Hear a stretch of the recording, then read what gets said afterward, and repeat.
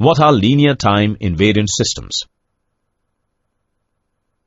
Let's start the discussion on linear time invariant systems. Our Earth revolves around the Sun. It will never change its path in future at any time.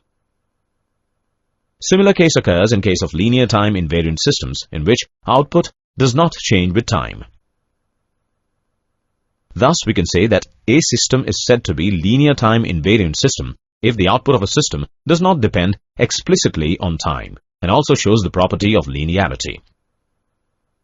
Now let's start with what is discrete time, LTI system. Discrete time linear time invariant system refers to linear time invariant circuits or processors that take one discrete time input signal and produce one discrete time output signal. Now we'll discuss the convolution of discrete time LTI system. In the process of convolution, there are various steps.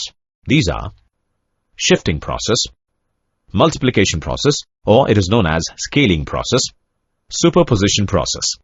Then we'll finally get the convolution sum. In this section, we'll discuss how two signals are convolved. In this, we find the convolution of two discrete signals. The signal to be convolved is, in the discrete signal is scaled. In this figure, the signal is shifted. First signal is, second signal is.